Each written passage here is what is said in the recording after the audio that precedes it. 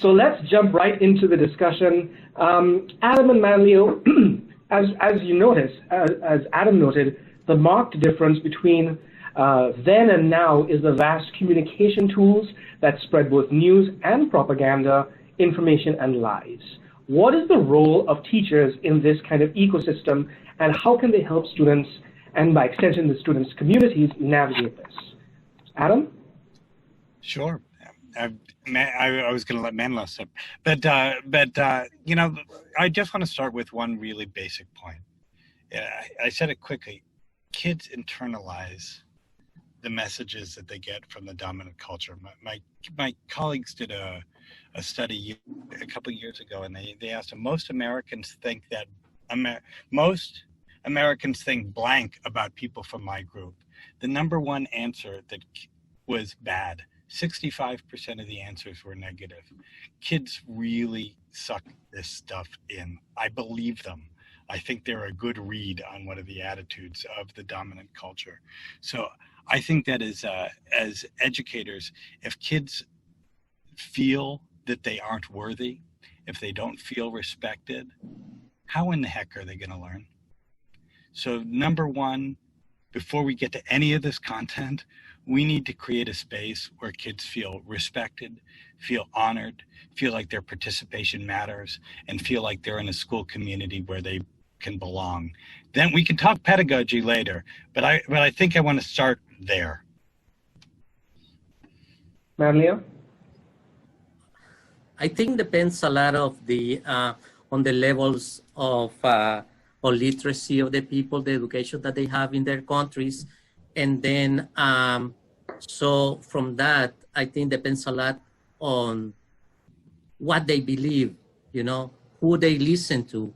And we in the classroom, so is our work, you know, part of our daily life to bring him to reality and what are the best choices for them to listen and to see what they want to watch. So who they gonna believe out there. So a lot of depends on the background education they have, and so they can believe, you know, 3-4 different sources saying different things. So what I used to do in my classroom is set up a computer with a monitor, and then I ask them, okay, what did you see? Where did you see this? And we go on the internet and review in a general with the class those different sources to have a different opinion. So as you mentioned, you get the same thing from many different sources. It could be very, very different or come in a very different way or have a different effect. So Manlio and also Laura, given this heated climate around immigration, how do we cue in positive discussions about immigrants and immigration in the classroom? Manlio, you want to start? So I could say that a little question on the students, it could be, would you like to talk about something specific on immigration? I asked them a couple of days ago in my group, and some students don't really want to answer in class. They prefer have a more private conversation on specific topics on immigration. But then we also work on stories. We have pictures. So we ask them on a lesson plan to draw a picture of some experience that they have. And that's one of the ways that we can help them share, you know, and let us know, because after they draw the picture, they talk about the picture in the general classroom with their classmates, and they can share their experiences. So that helps them to give, you know, and to let us as a guide from them to look for sources, different sources to help them. And also they write a story. Besides they draw the story, they write. And so that's at the same time, they're learning English, they practicing their little English that they're learning and sharing their own experiences. So it's almost like the students are dictating where they want to go with this. Laura, what do you have to add? Yeah, I think that's a great point, that student-centered approach that leads with their questions. I also think it's interesting to ask, what do we mean by a positive discussion? It can mean counteracting stereotypes about immigrants, which is really important. I think it can, by providing stories that represent, people in the fullness of their identity and their humanity. I think positive means including immigrants and migration, not just in contexts where it's a problem or a controversy, but also when we're talking about other topics, when we're talking about, art or literature or music, to have those, or science, to have those, voices and identities being part of what we do in the classroom. And, finally, I think it's also a positive means establishing a context where you can have, where we build our muscles for civil and respectful discourse, using some of those strategies that we shared earlier and many others. So in that space, a lot of attendees want to create that safe space for their students. What does that safe space look like in the adult context, in the K through 12 context, perhaps Adam and Manlio? You're talking about what are the elements to starting to create a safe space? I mean, they're actually, the thing I would do is I'm going to refer you to a body of stuff in such a short period of time. So I'm going to send a link to a guide that we wrote about creating a culturally responsive classroom for immigrant origin students. Mm. So I think that's a useful starting point. But I would suggest that there's some key things that we need to recognize to even get us there. One is you need to start to recognize who your students are, right? Just at a top level, recognize what do we want to know, what do we know about our kids. And so again, because if you start to know these kids' lives, you might be able to check in with them. You might be able to understand and read their responses a little bit differently as things are going on. One of the things that people who are good at trauma-informed pedagogy are able to do is read the way that somebody might respond, recognizing that may not be disruptive. That might actually be that something triggered somebody because of a piece of one's identity. So I think we need to start with our students' lives. And I think that we're a culture that we've done so much. We're in love with storytelling and we're in love with our own voices. I would suggest maybe we should spend some time teaching us how to listen and listen respectfully. I also would say that Facing History is where, Laura knows this, I've worked there for a long time. There's some really good resources about creating, a useful classroom contract so people start to understand what are the norms that when we're going into difficult conversations. But start with students, get people to listen, and then start to think about what are the norms. And Manlio, you sort of had a little bit of an advantage being an immigrant yourself, so you understand your ESOL students are probably a little bit better than others may. What tips do you have? Creating a safe space. I've been there. And so, repetition in the classroom about letting them know that is a safe space for them. Close the door. If you can lock the door, give us a sense of safetyness in that room. And then talk about everybody be on the same page about, okay, what we talk over here, if, there's some comments, so it's going to stay in the room. And repeat that. We had an experience a couple of years ago. Some students stopped coming to class because they were afraid to be on the street. And I know that, I've been there. I know how that feels. And so we start in our classrooms to repeat more and more and making our time available. So if any of the students want to talk about something different or something else, or continue a conversation, I open a space in different schedules out of the classroom to have time for them. And that's a big help for them. Sometimes we don't see it, but they need to be reassured that the place where they're learning is safe and safety environment. So moving on into one thing really quickly, because I think what you just modeled there is so much of this all begins at the relationship between a teacher and a student, and students understanding that they can trust their teacher, and like even hey, at their get back. a coffee, it helps more than we think. Absolutely. So Manlio, you spoke a little bit earlier about news and sources, and studies have consistently shown that most Americans can't actually differentiate between a news article and an opinion article. So maybe Laura and Adam, what are some quick tips that we can encourage our students to use to be more critical media consumers? Laura, thanks for that question. Sure. We just published actually a new teaching idea called How to Read the News Like a Fact Checker, which introduces this strategy that fact checkers use called lateral reading. And that is, most of us, when we're trying to assess a source, our natural instinct is to, stay on that web page, whether it's the New York Times or something less reliable, and read the whole article. And we try to see everything that the journalist said and see, well, does this seem like a good source?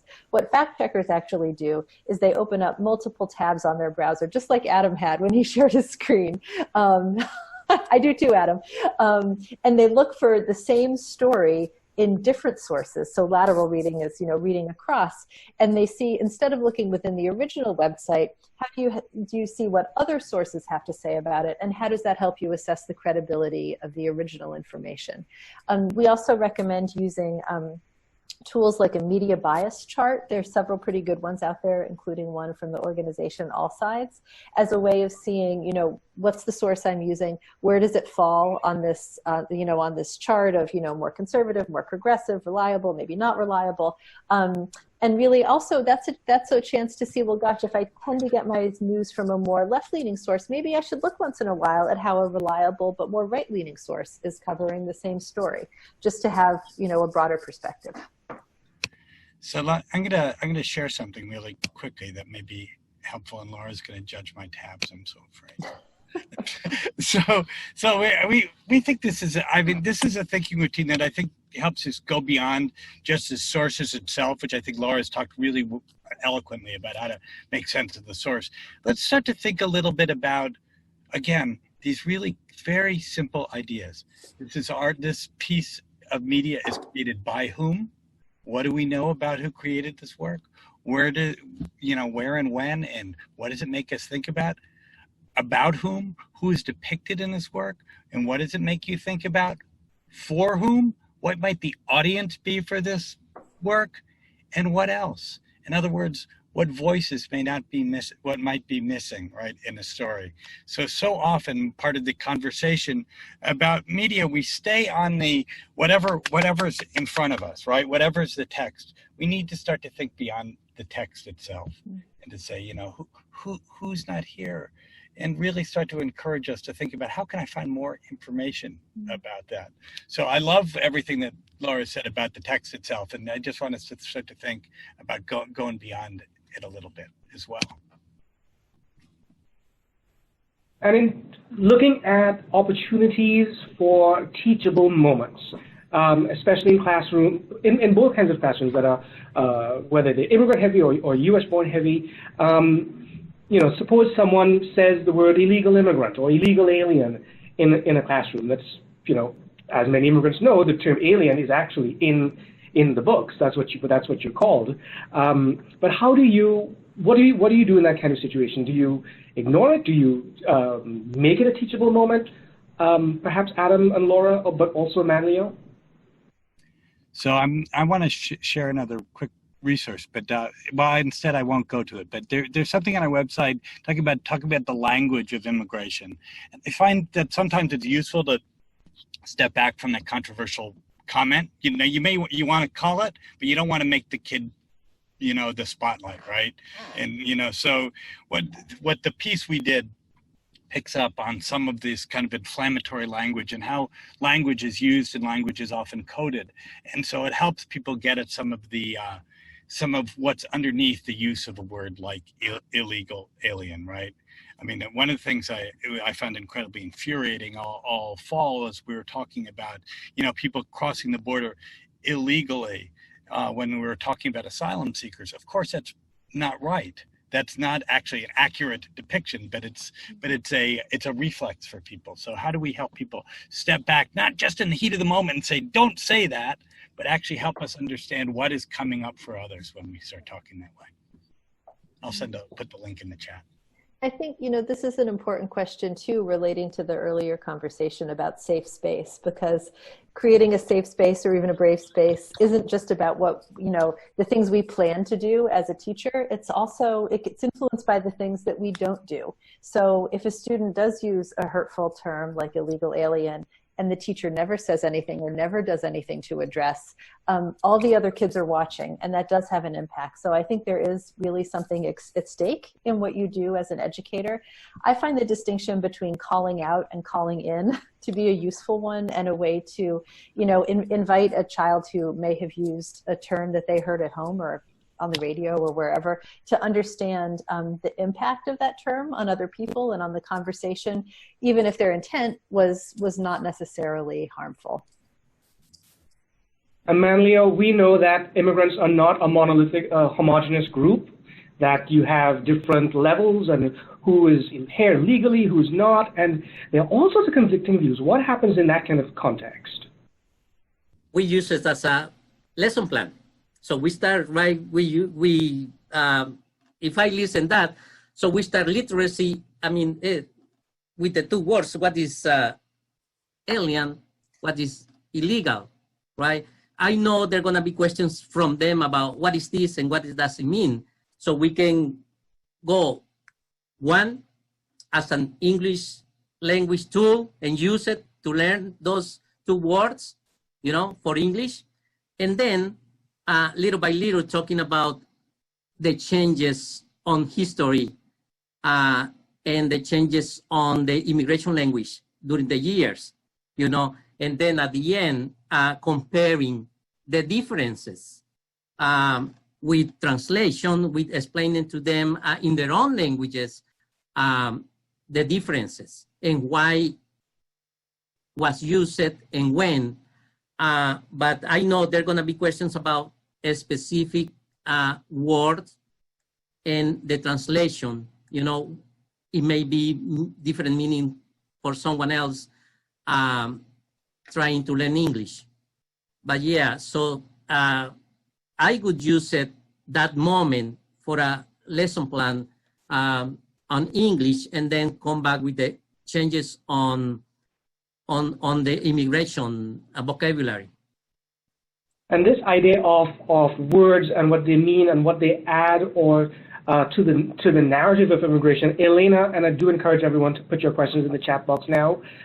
Elena was wondering about the word refugee or the word migrant as this, this burdensome word of someone traversing a desert or fleeing persecution, and what that sort of adds to the immigration narrative. And I know, Adam, we've spoken about this before, that immigration is something that happens. People move. It's happened since the dawn of time. Yeah, so, it is important to recognize, though, that some of these words have very, very specific meanings, right? And, I actually appreciated what you did when you started the webinar by talking about how you were going to be using the word immigration kind of broadly. I tend to think of immigration as, and we define it, and I'll send a link to this, is something that people do voluntarily with a choice, with the intention to stay, right? That that people have not been forced out of their homes. A refugee is actually a very, from a definitional perspective, right? That's a legal status. And so it's one, actually, when refugees have come to the United States, they have actually already been thoroughly vetted and they have been designated a refugee status. And that means that these folks have gone through a number of tests, and they have a they have a credible fear, and that is, again, it's a legal process. There is a convention that's an international convention that the United States and many, many other countries have signed on to in 1951 and extended in 67. But then there's all these folks in between, right, who we think about as displaced people, who people have been forced out of their home. There's asylum seekers, right? And asylum seekers are folks who are hoping to be accepted and be granted asylum or granted a refugee status. So I do think it's useful to spend time making sure that you're being careful when you talk about language. Again, the thing that most infuriates me is that if you start to talk about somebody as, making an illegal passage into the United States when they actually have the legal right to apply for asylum, we've already colored the way that people think about those stories. They're no longer displaced people. They're lawbreakers. Anything to add to that, Laura? I don't think so. Thank you. Sure. And as we look at some of the questions from the attendees, one of the things I'm wondering about is the ability for all teachers, not just ESOL, not just social studies, not just history, to be able to talk about this. And we know that immigration can situate itself in science, in math, in all sorts of different areas. So what are some of the ways that all sorts of teachers can incorporate immigration into their teaching, looking at science, math? Laura and Manlio? I'm curious to hear what Manlio thinks about this too, because I think his experience is really relevant. I think there are a lot of creative ways and certainly, I think it's as much about building up the kinds of skills students need to be able to engage with this issue when we help them in math, for example, be comfortable with understanding statistics and what statistics mean. But I do think that there's also a danger that we can trivialize this deeply human issue by writing word problems about it, just to say that we talked about immigration and math. I mean, that's certainly something that I've seen in my work with educators who want to talk about the Holocaust in every subject, for example. So I think we want to think carefully about, what is the learning goal when we're integrating it across subjects.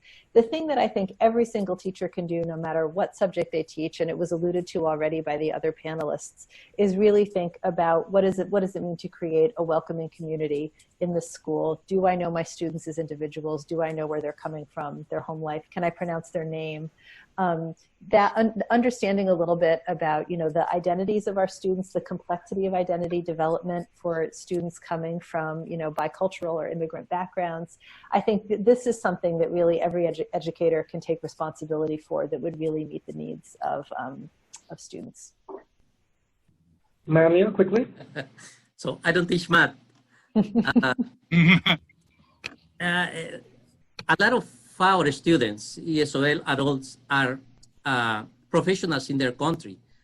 And so besides, they want to learn English, they have to learn about the immigration process and based on their needs. And so that's one of the things that we bring to the classroom about immigration language, immigration support for their own profession, and how to get this how to hear what their profession in their country.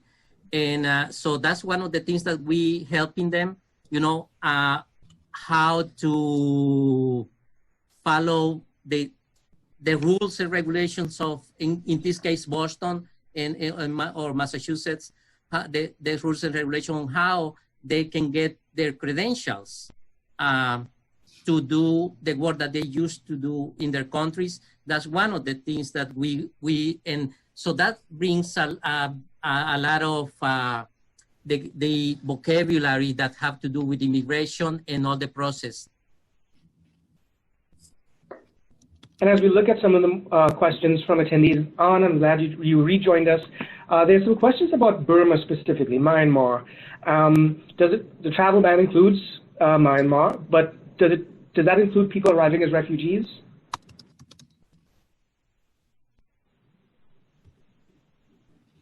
Sorry. Yeah, go ahead. No, it does not. However, the number of refugees being admitted into the United States is incredibly low now. The ceiling for this current fiscal year, which ends in September, is 18,000. And also, there is concern within that community that they will have trouble, and they will have trouble petitioning for relatives to come to the United States. And staying on this a little bit, Adam, you talked about the definition about asylum seekers. Has the definition of asylum seeker has not changed, but do the new rules with public charge complicate that? Yes, they do. So for asylum seekers at the border, the so-called migrant protection protocols, also known as the Remain in Mexico policy, has made it far more difficult for those seeking asylum at the U.S. border with Mexico to do so in a variety of ways. And there are other restrictions or rumors of restrictions and proposed restrictions that are being held up in the courts that cause people to sort of self-regulate in a way to avoid applying for various benefits that they're eligible for. And to add to that, and there are just fewer opportunities to even apply or declare asylum, right? Because there are fewer places where they're actually going to hear people. Is that accurate? I mean, there are fewer judges hearing these cases even. Sure, and there have been interpretations of cases recently that have set new precedents or have returned to old precedents that have made it more difficult to argue for one's own asylum claim. And maybe, Laura, this can probably be directed to you. Corinne wanted to, the topic of immigration is a very complicated one when you look at all the different immigration experiences, for instance, African Americans. So how do you address these differences in migration experiences in that sort of multifaceted context? Yes, those who have been forced to migrate and so forth. Yeah, thank you, Karen. That was such a good question, and I'm really glad that you asked. I think it is so important. I think we can celebrate the fact that the contributions of immigrants, including my family and many others, to the United States. But we also do have to acknowledge the fact that many people who are Americans did not come here by choice, and many people who are Americans are indigenous. They are the only ones who did not migrate. And so I think we have to be reflective when we use a phrase like nation of immigrants, or when we say that we don't make it seem as though that is what it means to be American, or that's the only thing that it means to be American. Erasing someone's story is really painful, and that inclusive environment that we're talking about building for students, if we really want that to be for all of our students, we really have to think about how we tell that broader story. But I think Adam has something to say too about this. I mean, the only thing that I would say is that the word migration is intentional, right? Because all of us migrate, all of us move. Now, that doesn't mean we all move across borders. And so just those little language distinctions matter, because migration should be a broad enough umbrella that leaves you the opportunity to say, no, we recognize that not all these stories are by choice. Some of them include forced migrations. American Indians have been part of some of the largest migrations in the U.S. They've been not by choice, right? And in terms of Black history, African Americans are also in a country-shaping migration.